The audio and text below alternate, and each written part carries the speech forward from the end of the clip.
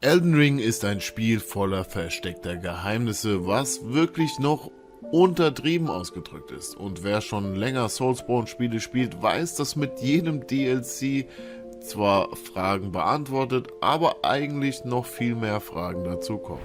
Obwohl es tausende Stunden von Elden Ring Lore-Videos gibt, gibt es dennoch einige Geheimnisse, die bisher noch ungeklärt sind. Genau über diese Geheimnisse wollen wir heute reden, und falls ihr einen Hinweis zu einer Lösung habt, schreibt es doch gerne in die Kommentare und vielleicht lüften wir dann zusammen eines dieser mysteriösen Geschichten von Elden Ring. Einige davon drehen sich natürlich auch um Miquella und das neue DLC, was wir in unserem Elden Ring Fan-Movie Becoming Blade of Miquella natürlich versucht haben zu berücksichtigen. Lend me thy mercy, grant healing unto mine beloved sister. Abo lohnt sich also, damit ihr den Elden Ring Fan-Movie nicht verpasst. Der Release ist im Februar geplant, wahrscheinlich gegen Ende Februar, dafür wird es aber dann nochmal einen offiziellen Release-Trailer geben. Kommen wir aber nun zu den ersten Fragen, die mich schon seit längerer Zeit beschäftigen und meine Top 5 der ungelösten Elden Ring Mysterien sind. Das Geheimnis der Mausoleen. Fangen wir zunächst mit den Mausoleen an, welche an sich schon sehr mysteriös sind, doch im Inneren wird es noch unheimlicher, denn hier finden wir Särge, und zwar nicht irgendwelche Särge, sondern die Särge der nicht gewollten Kinder von Marika. Diese Kinder, welche offensichtlich als Halbgott geboren sind, weil sie von Marika abstammen, sind ein großes Mysterium in Elden Ring. Wer ist der Vater dieser Kinder und warum wurden sie geköpft begraben? Wie wir wissen, sind Halbgötter nicht so einfach zu töten und eigentlich fast unsterblich. Vor allem nachdem die Todesrune verbannt wurde und es den Tod eigentlich gar nicht mehr in den Zwischenlanden gibt. Sind diese Kinder also aus der Zeit, an dem die Todesrune noch aktiv war? Wurden sie geköpft, da es das einzige Mittel war, sie zu töten? Aber warum wollte Marika diese Kinder eigentlich loswerden? Waren sie ähnlich verflucht wie Mohg und Morgoth? Es könnte sein, dass diese Kinder entweder ungewollt waren, weil sie nicht den Vorstellungen von Marika entsprochen haben, oder eben auch, weil es vielleicht Fehlgeburten gab. Wie wir wissen, gibt es im Hauptspiel insgesamt 7 Mausoleen. Es sind also auch mindestens 7 Kinder, die Marika begraben lassen hat. Wie waren ihre Namen und was hat zu ihrem Tod geführt, obwohl diese Kinder scheinbar Halbgötter waren? Ein etwas ähnlicher Vorfall muss auch dazu geführt haben, dass Godfrey verbannt wurde, was nun zum nächsten Geheimnis führt. Warum musste Godfrey die Zwischenlande verlassen? Auch hier ist die Geschichte von Elden Ring richtig schön verschwurbelt, und obwohl wir einiges über den ersten Elden Lord aka Godfrey aka Hualux und seine Frau Marika aka The Eternal Queen aka Radagon wissen, wissen wir nicht, warum Marika ihren ersten Ehemann verbannt hat. Alas, I am returned.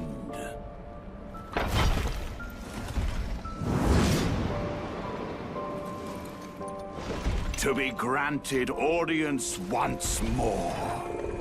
Vor allem nachdem Godfrey zahlreiche Schlachten für seine Ehefrau gewonnen und sogar den Kampf gegen die Riesen aufgenommen hat. Doch als alle Schlachten geschlagen wurden und Godfrey sich vielleicht sogar gedacht hat, hey, lass endlich mal chillen, verbannt Marika ihren ersten Ehemann Godfrey aus den Zwischenlanden samt seiner Armee, um weiter Schlachten zu schlagen, um sich den Ruhm zu verdienen, irgendwann wieder zurück in die Zwischenlande zurückzukehren.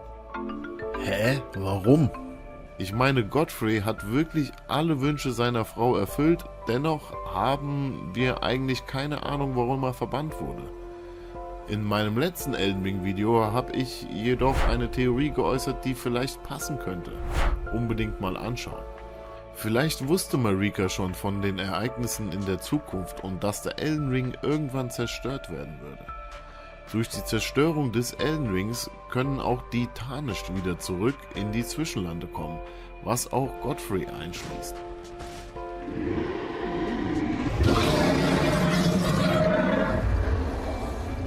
It's been a long while, Morgoth.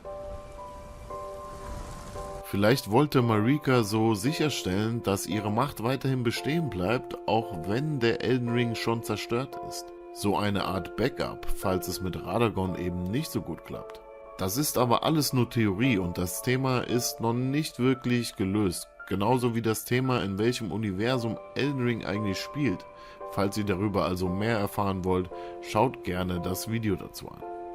Natürlich gibt es noch viele weitere ungelöste Rätsel aus dem Hauptspiel. Wie hat Miquella eigentlich Radahn getroffen, beziehungsweise wann hat er ihm das Versprechen zum Ehemann gegeben?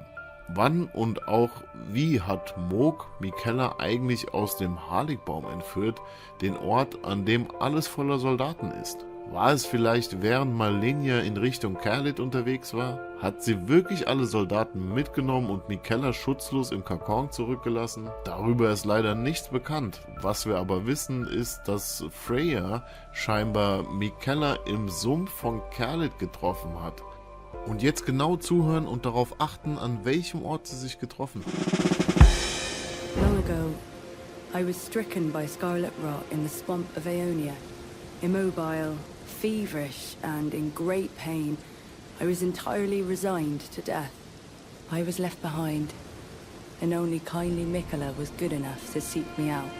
My wound was swollen and festering, exuding a most pungent odor, and yet he drained the poison from it, despite my wretched visage. Now, I consider this wound my compass. Wenn wir uns jetzt mal anschauen, wo Aeonia ist, wo die beiden sich getroffen haben, ist das einfach mitten in der Hölle von Caelid, nämlich im Scharlachsumpf. Hier hat sie sich also mit einem Gift angesteckt. Ja, was kann das wohl sein? Wahrscheinlich die Scharlachfäulnis. Aber warum kann Miquella auf einmal die Scharlachfäulnis heilen? War es vielleicht noch nicht so ausgeprägt und deswegen konnte die Heilung noch beschleunigt werden? Oder ist es vielleicht so, dass Miquella tatsächlich Scharlachfäulnis mittlerweile heilen kann? Dann bleibt aber wiederum die Frage, warum hat er seine Schwester nicht geheilt? Richtig crazy verwirrend, diese Story. Auf jeden Fall scheint Miquella in Caelid gewesen zu sein, nachdem seine Schwester dort ein kleines Massaker veranstaltet hat. Alles leider nicht nachvollziehbar, was uns aber auch zu der nächsten Frage bringt. Gibt es wirklich 2 Torrents? Die Rätsel über Miquella sind endlos groß. Was wir aber wissen, ist, dass Miquella erst die Zwischenlande betreten kann, wenn Radahn und Mohg besiegt sind.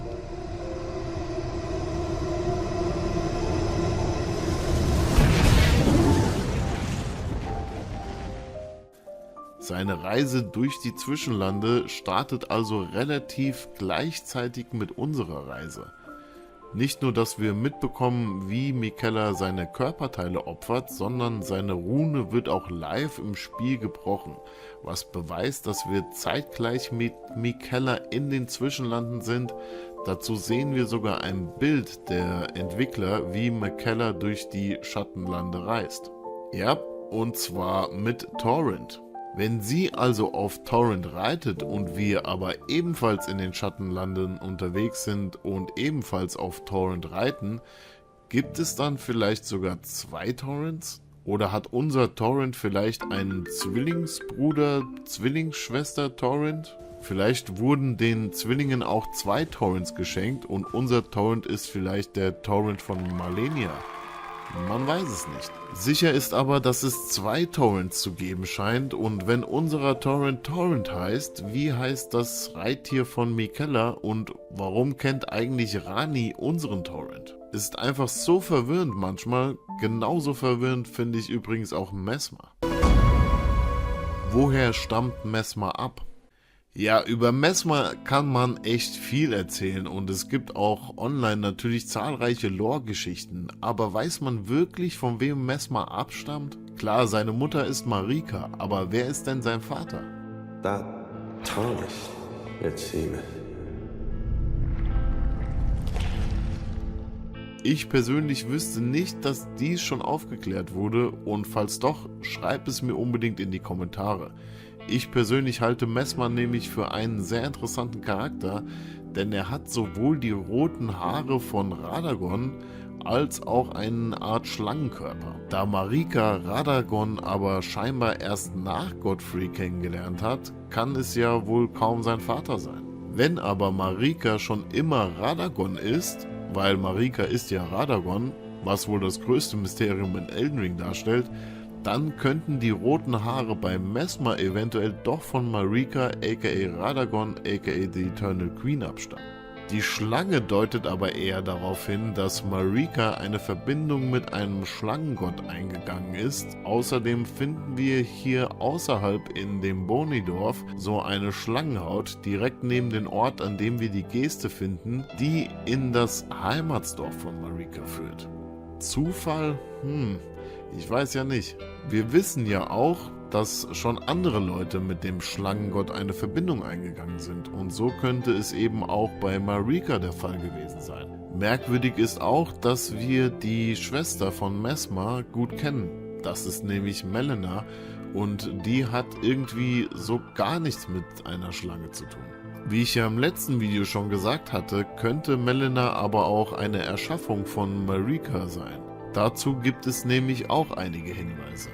Wenn ihr also wisst, wer Messmers Vater ist, lasst mich nicht dumm sterben und schreibt es mir gerne in die Kommentare. I offer you an accord. Wer sind die äußeren Götter, die Outer Gods? Eine Frage, die mich schon lang herumtreibt und über die wir auch sehr wenig im Spiel erfahren, wer sind eigentlich die äußeren Götter und wie viele gibt es davon? Kann man die äußeren Götter als Religion sehen? Man weiß es nicht. Was wir aber wissen, ist, dass der höhere Wille der einzige der äußeren Götter ist, der Einfluss auf die Zwischenlande hat. Denn als äußerer Gott braucht man immer ein göttliches Gefäß, um seinen Willen auszudrücken.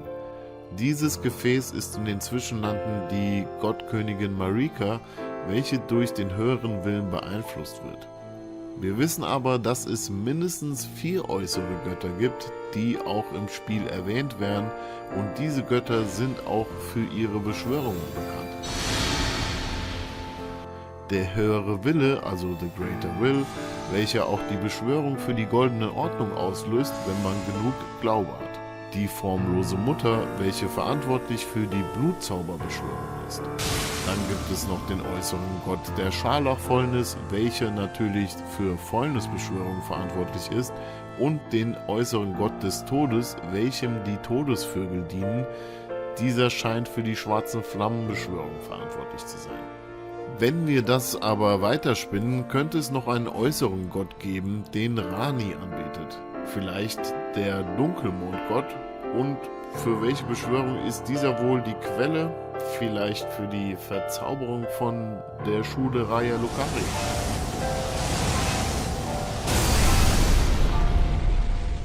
Wenn also jede Beschwörung eine Quelle der Macht braucht, so müsste es noch viele weitere äußere Götter geben, von denen wir aber nichts wissen.